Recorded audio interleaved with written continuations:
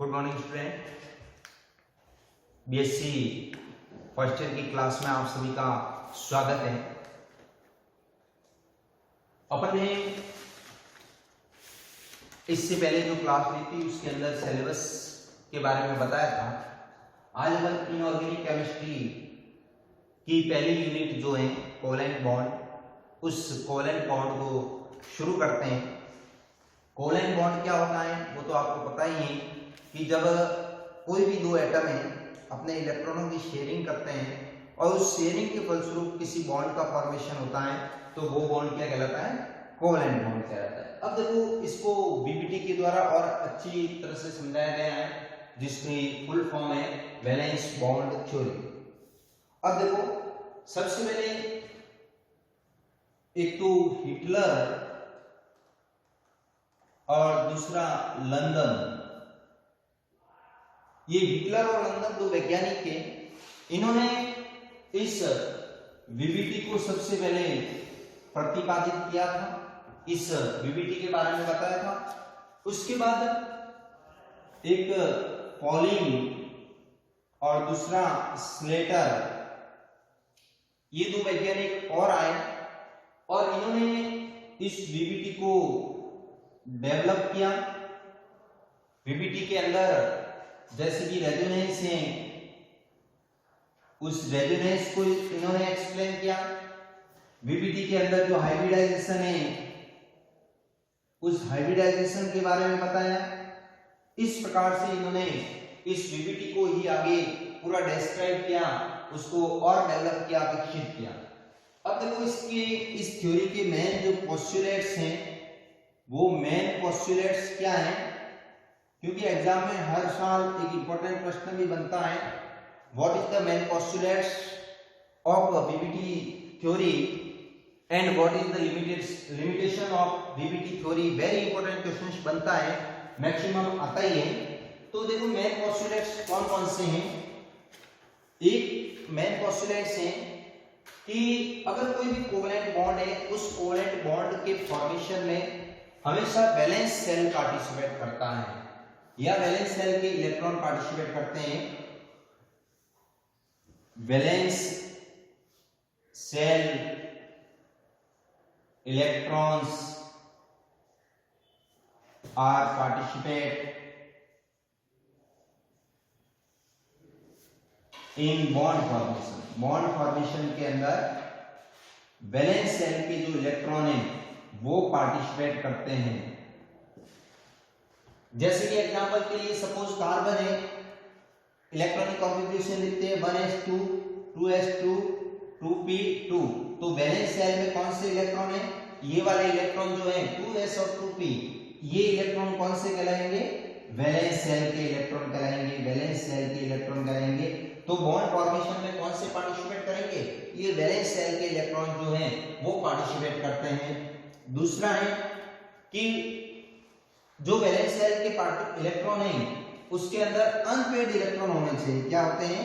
Unpaired जो electron है वो अनपेयर्ड इलेक्ट्रॉन बॉन्ड का फॉर्मेशन करते हैं। ये होते हैं जो क्या करते हैं? बॉन्ड का फॉर्मेशन करते हैं। जैसे कि सपोज एक एग्जांपल लेते हैं CH4। तो CH4 में सेंट्रल एटम कौन सा है? यही कार्बन है, 1s2 2s2 2p2। तो ये जो है ये इलेक्ट्रॉन इसके अंदर पार्टिसिपेट करेंगे। अब देखो इसकी अगर नॉर्मल स्टेट अगर देखें तो ये है 2s और ये है 2p। तो 2s में ये दो इलेक्ट्रॉन है, इसमें भी कितने इलेक्ट्रॉन है? ये दो इलेक्ट्रॉन है ये। अब देखो यहां पर अनपेयर्ड इलेक्ट्रॉन कितने हैं? 1 और 2। तो ये जो अनपेयर्ड इलेक्ट्रॉन है ये पार्टिसिपेट करते हैं। तीसरा पॉइंट इसके साथ में ये है कि अगर उसके पास में उचित संख्या में अनपेयर्ड इलेक्ट्रॉन नहीं है तो फिर वो एक्साइटेड स्टेट में आ जाता है और उस एक्साइटेड स्टेट के बाद में अनपेयर्ड इलेक्ट्रॉनों की संख्या को क्या कर सकता है? इंक्रीज कर सकता है। जैसे कि सपोज ये तो कौन सी थी? कार्बन की ग्राउंड स्टेट, और ये किसमें आ जाएगा? एक्साइटेड स्टेट में आ जाएगा। और एक्साइटेड स्टेट में आके ये इस प्रकार से 2s से इलेक्ट्रॉन किसमें चले जाएंगे, इस 2p में चले जाएंगे। इस प्रकार से नंबर ऑफ अनपेयर्ड इलेक्ट्रॉन कितने हो गए, number of unpaired electron is equal 4 हो गए। यहां कितने थे number of unpaired electron, number of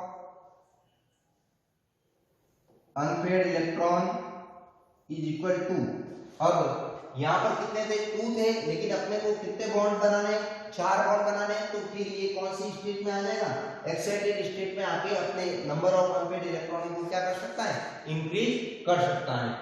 इसके अलावा नेक्स्ट है ये जो डीबीटी थ्योरी है, इस डीबीटी थ्योरी में क्या होता है, अनपेयर्ड इलेक्ट्रॉन के बीच में क्या होते हैं, ओवरलैपिंग होती है और ओवरलैपिंग के फलस्वरूप बॉन्ड बनता है।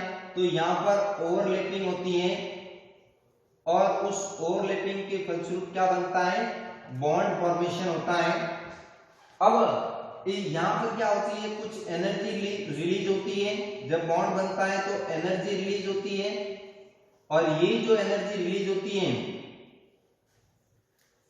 ये एनर्जी उस यौगिक को क्या प्रदान करता है, स्टेबिलिटी प्रदान करता है। उसकी जो स्टेबिलिटी है वो स्टेबिलिटी इसी एनर्जी के कारण उसमें पाई जाती है। इसके अलावा अगर कोई भी बॉन्ड बनता है तो उस बॉन्ड के अंदर जो पार्टिसिपेट करने वाले ऑर्बिटल की संख्या होती है वो हमेशा कितनी होती है, उनकी एनर्जी समान होनी चाहिए। मतलब यूं कह सकते हैं कि जो पार्टिसिपेट ऑर्बिटल है, 2 ऑर्बिटल है, 3 ऑर्बिटल है, 4 ऑर्बिटल, जितनी भी ऑर्बिटल है उनकी एनर्जी कैसी होनी चाहिए, एनर्जी इक्वल होनी चाहिए, उनकी एनर्जी लगभग समान होनी चाहिए। जैसे कि 2s और 2p यहां पर, तो दोनों की एनर्जी में विशेष डिफरेंट नहीं है, लगभग कैसी है, इक्वल है। इसलिए ये दोनों क्या कर सकते हैं, ये इस बॉन्ड फॉर्मेशन में पार्टिसिपेट कर सकते हैं।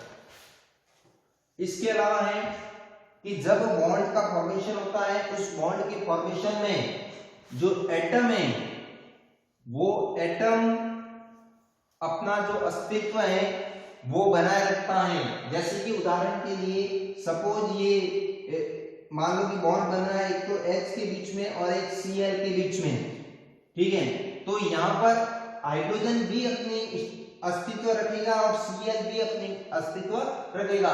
मतलब अपन यूं कह सकते हैं कि बॉन्ड किसके बीच में बना है, H और Cl के बीच में बना है। तो एटम जो है वो एटम अपना अस्तित्व रखते हैं बॉन्ड फॉर्मेशन के बाद भी। नेक्स्ट है इलेक्ट्रॉन जो है वो इलेक्ट्रॉन अपना अस्तित्व नहीं रखते हैं। मतलब कि जैसे कि सपोज यही बॉन्ड है, इस बॉन्ड के अंदर यहां पर कितने इलेक्ट्रॉन है, 2 इलेक्ट्रॉन है। अब अपन यूं नहीं कह सकते हैं कि इन 2 इलेक्ट्रॉन में से कौन सा इलेक्ट्रॉन हाइड्रोजन का है और कौन सा इलेक्ट्रॉन क्लोरीन का है। अपन यूं तो कह सकते हैं कि दोनों में से एक इलेक्ट्रॉन हाइड्रोजन का है, एक इलेक्ट्रॉन क्लोरीन का, लेकिन अपन ये आइडेंटिफाई नहीं कर सकते हैं कि दोनों में से कौन सा इलेक्ट्रॉन हाइड्रोजन का है और कौन सा इलेक्ट्रॉन क्लोरीन का है। तो इस प्रकार से ये जो 5-6 बिंदु हैं ये इस थ्योरी के मुख्य पोस्टुलेट्स हैं और वेरी इंपॉर्टेंट क्वेश्चंस के रूप में एग्जाम में पूछा जाता है। Thank you, very very thank you.